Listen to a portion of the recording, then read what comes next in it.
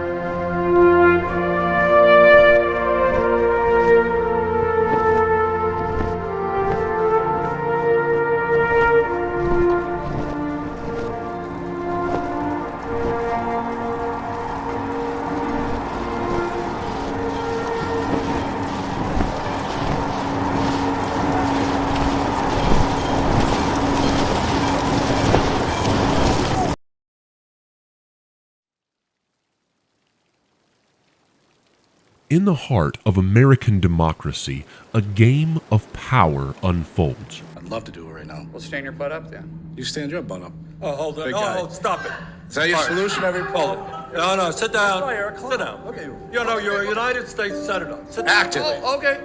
That would be good. Well, that's because he'd rather have a puppet as president. Clear. You're the puppet. She's been proven to be a liar. So that's where the federal government must step in. That's why we have the Voting Rights Act and the Civil Rights Act. Serve the civil rights of all people. I have supported the ERA from the very beginning when I ran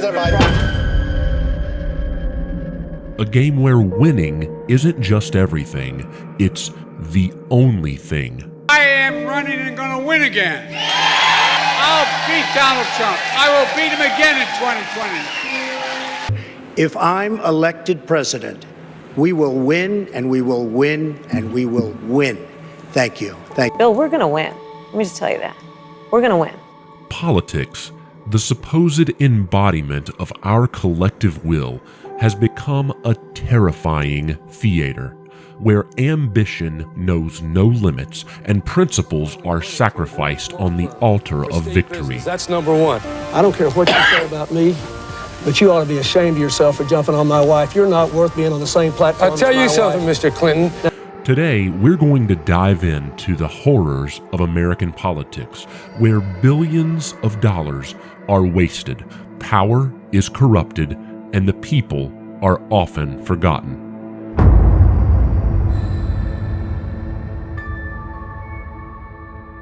Every election cycle, billions of dollars are funneled into campaigns designed to manipulate, polarize, and influence voters. In 2020 alone, the U.S. presidential and congressional elections saw a staggering $14 billion spent. To put that in perspective, that's more than the GDP of some small countries.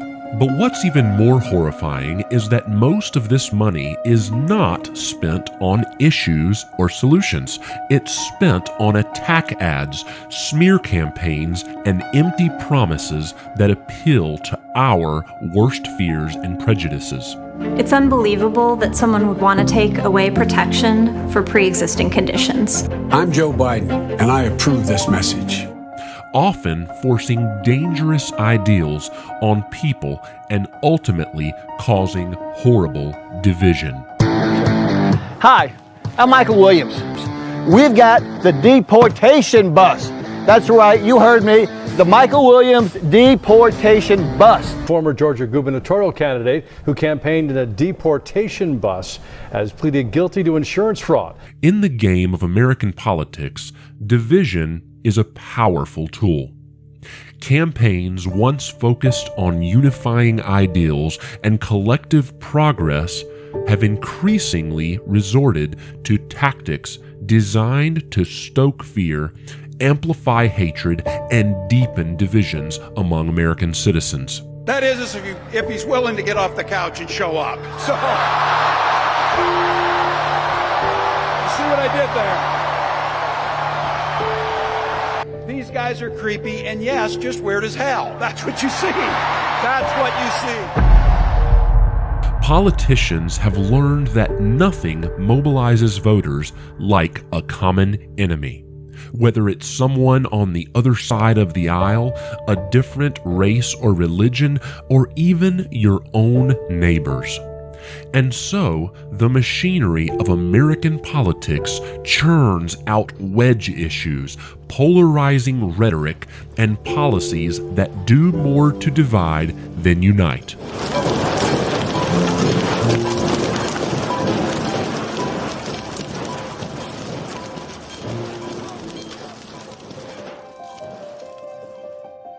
It starts with the campaigns themselves. Elections have become battlegrounds where political operatives use sophisticated data to identify and exploit the fears and anxieties of specific voter bases. Instead of focusing on solutions or compromises, campaigns thrive on highlighting differences. Whether it's through hyper-partisan attack ads, targeted misinformation, or divisive slogans, the goal is clear: create an us versus them mentality that keeps people angry, afraid, and loyal to their side. And the effects have been devastating. Policies, too, are often designed, or at least manipulated, to cause division. Immigration laws, voting rights, health care, and gun control are just a few examples of issues that, instead of being approached with a spirit of compromise, are used as weapons in the culture wars. I'm not taking that gun away at all. You need 100 rounds? I did not say that. That's it. The first impulse of Hillary Clinton and Barack Obama is to have gun control. Believes the federal law overrules the state law, making the bill unconstitutional. It's going after the law-abiding citizen. I believe in the ban of all guns. I don't think it's necessary for civilians to carry around firearms. These divisive policies pit Americans against each other, reinforcing tribal identities and deepening mistrust. They're no longer just debates over policy, they're litmus tests of loyalty and identity.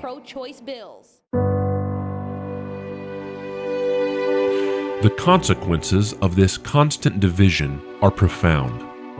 Communities are fractured. Friendships and families are torn apart by political differences. Dialogue is replaced by shouting matches, and empathy gives way to contempt.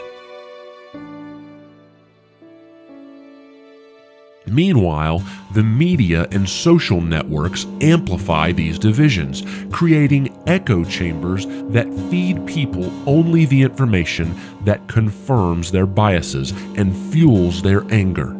There is no genocide being waged by Israel. Those were lies. Addicted to lies. Wait a minute. What am I lying You're about? lying. You're lying, Scott. Media outlets can no longer be trusted to bring honest, unbiased reporting.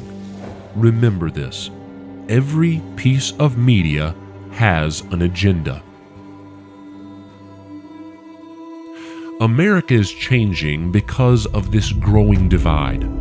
We were once a nation where political disagreements were seen as healthy expressions of democracy. The country is now at a breaking point where those disagreements are seen as existential threats. The very fabric of the United States is being ripped apart by political forces that thrive on division.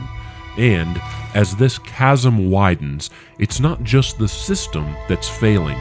The American people themselves are being pitted against one another in ways that may take generations to heal, if they ever do.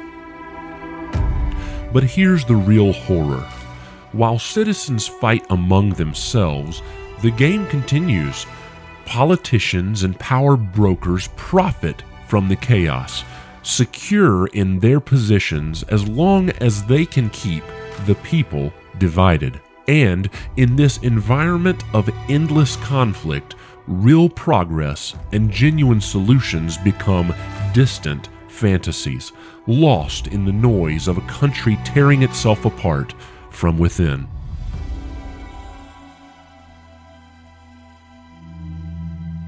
This mad scramble for campaign funds gives rise to a darker truth. American politics is driven by money. Money takes precedence over everything. Money takes precedence over morals, people, values, honesty, over everything. Wealthy donors and special interest groups are the puppet masters pulling the strings. The more money a candidate can raise, the better their chances of winning. Think about that. The more money they have to market, to slander, to create division, to promise possibilities, the better their chances of winning. That's a scary statement. But this comes at a cost. Those who hold the purse strings expect favors in return. Policies that could benefit millions are sidelined if they clash with the interests of the powerful few. In this battle of agendas, the people, you and I, become invisible.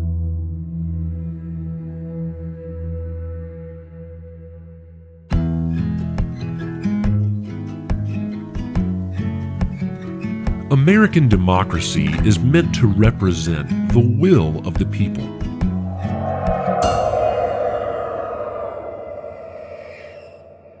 But in reality, it often represents the will of the wealthy and connected. Read my lips.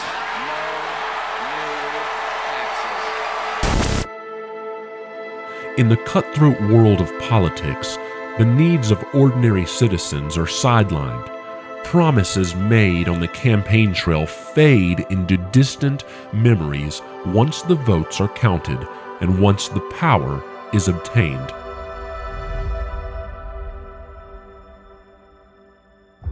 For decades, real issues like healthcare and systemic corruption have lingered, unresolved and even worsening.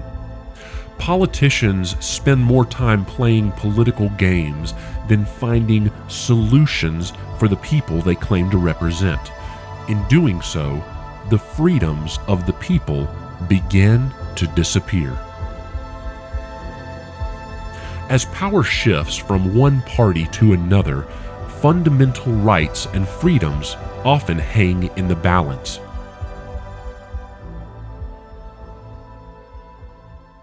It is now my honor to sign into law the USA Patriot Act of 2001. Over the years, we've witnessed the slow erosion of freedoms that were once cornerstones of American life. From privacy violations under the guise of national security, to restrictions on voting rights, to the passing of American rights to illegal citizens, to the rights of all people, the government's ability to infringe upon personal liberties has grown in frightening ways. St. Clair County Sheriff's deputies walked inside his church, approached the pulpit, handcuffed the East St. Louis pastor, and then arrested him while he was preaching. Says a new state law will restrict free speech by requiring people to obtain permission from state law enforcement officials. Protesters have already seen the results of over-aggressive law enforcement. The Patriot Act, passed in the wake of 9/11, is just one glaring example, allowing for widespread surveillance by you-know-who against you-know-who with little to no oversight. The people's voice, so central to democracy, is being drowned out by fear-mongering and political expedience.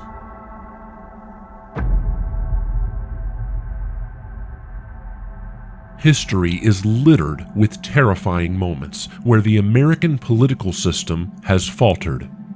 From the Red Scare of the 1950s, where fear and paranoia turned neighbor against neighbor, to the financial crisis of 2008, where reckless deregulation and corporate greed led to economic disaster. The most chilling thing about these events is that they were not random. They were driven by political choices. Each time, the people bore the brunt of the fallout, while those in power often escaped unscathed. Another hot topic that politicians ignore and don't like to discuss is spending. The government's wasteful spending is a horror show of its own. Trillions of dollars are funneled into bloated programs, inefficient bureaucracies, and pork barrel projects that do little to benefit the public.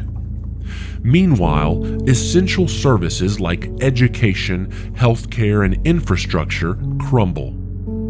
The military-industrial complex, with its endless appetite for funding, drains resources that could be used to solve real problems, all while lining the pockets of defense contractors and lobbyists. Perhaps the most frightening aspect of all this is that the game never ends. In a race this big, with stakes this high, your donation can make all the difference. Step up and support Kamala and Tim's campaign. Every election, every political maneuver, every bill passed, each is just another move on a vast chessboard where the goal is to win at all costs. But what is the cost? The erosion of trust, the deepening of divisions, and the slow death of a system that was supposed to be by the people, for the people. In the end, the horrors of American politics are not just found in corruption or scandals, they're found in the way this system has been twisted into a weapon of control, where the needs of the many are sacrificed for the greed of a few. So next time you see a political ad or hear a politician make promises they'll never keep, no matter which side you are on, remember, this is not just a game, it's a nightmare, one that we're all trapped in.